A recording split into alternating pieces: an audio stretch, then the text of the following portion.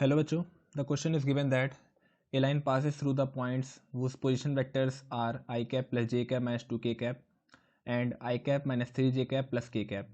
The position vector of a point on it at unit distance from the first point is. देखते हैं. The question is given that we have 2 points. Late कर लिया हमने, एक A है और एक B है, जिसके पोजिशन वेक्टर हैं I cap plus 2j cap minus 2k cap. तो इसके डायरेक्शन रेशियोज क्या क्या होंगे?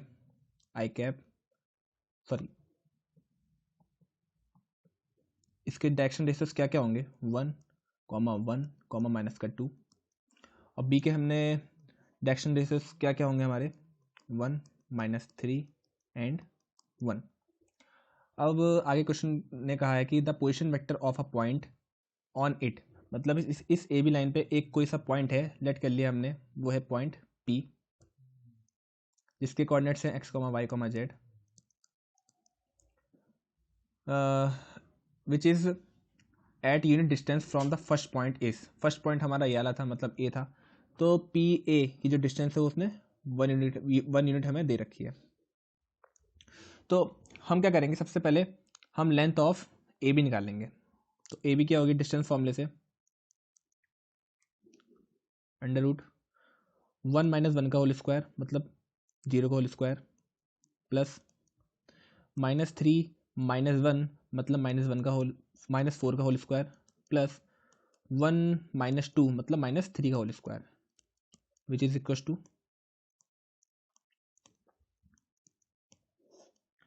16 + 9, which is equal to √25, which is equal to 5 unit. तो हमारा 5 यूनिट के बराबर आ गया. तो जो हमारा टोटल लेंथ ए बी है, टोटल डिस्टेंस जो ए बी की होगी वो 5 यूनिट होगी. तो हम इसे 5 मान ले रहे हैं. और हमें क्वेश्चन में गिवन है जो पी ए की डिस्टेंस है वो 1 यूनिट है. तो जाहिर सी बात है जो हमारे पास पी बी होगा वो 4 यूनिट का होगा. तो ऐसे हम फाइंड कर सकते हैं पी के कोऑर्डिनेट्स. हम जानते हैं पी जो है लाइन ए बी को 1:4 में डिवाइड कर रहा है. तो हमने फॉर्मूला पढ़ रखे हैं. कोई लाइन है, उसे अगर कोई पॉइंट m/n में डिवाइड करता है, तो इस पॉइंट सी के जो कोऑर्डिनेट्स होते हैं वो होते हैं m1. अगर ये मान लीजिए हमारे पास x1, y1 एंड z1 है, एंड ये है हमारे पास x2, y2 एंड z2. तो हमारे पास जो सी के कोऑर्डिनेट्स होंगे, मान लीजिए अगर हमने वो x, y, z मान रखे हैं, तो वो होंगे m1 x2 प्लस, अगर इसे हम m1 n2 मान रहे हैं, ठीक है, m1 x2 plus m2 x1 divided by m1 plus m2. y के कोऑर्डिनेट्स होंगे m1 y2 plus m2 y1 divided by m1 plus m2. And इसी तरह जो z के कोऑर्डिनेट्स होंगे वो होंगे m1 z2 plus m2 z1 divided by m1 plus m2. Now अब हमारे पास जो p के कोऑर्डिनेट्स होंगे वो हम निकालते हैं यूजिंग दिस फॉर्मूलाज.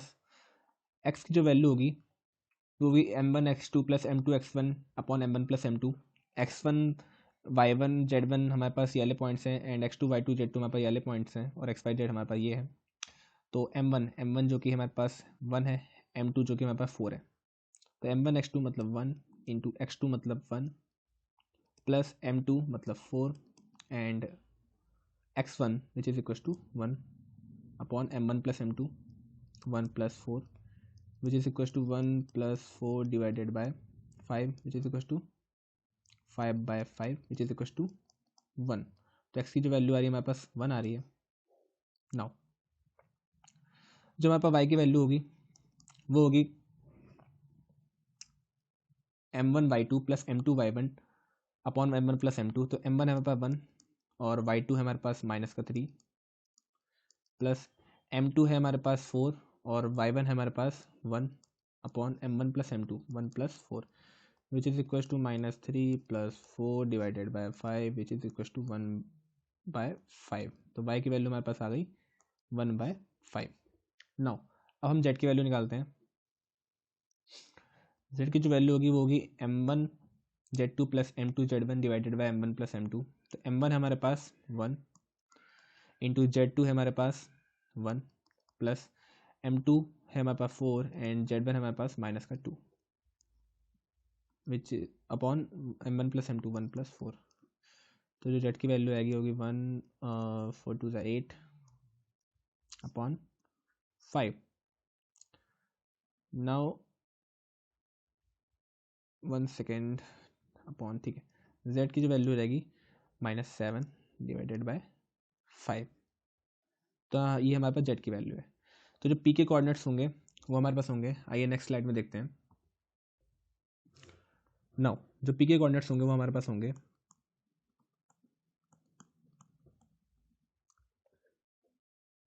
x की वैल्यू तो हमारे पास 1, y की वैल्यू तो 1/5 एंड z की वैल्यू तो -7/5। तो 1, 1/5, 7 -7/5। तो जो position vector of point p होगा वो होगा i cap plus j cap by 5 -7/5 k cap. अगर हम 5 को कॉमन ले लें तो हमारे पास आंसर आएगा 1/5 ब्रैकेट में i cap plus j cap -7 k cap.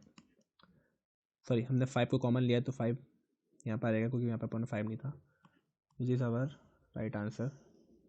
और ये हमारा ऑप्शन मैच कर रहा है ए।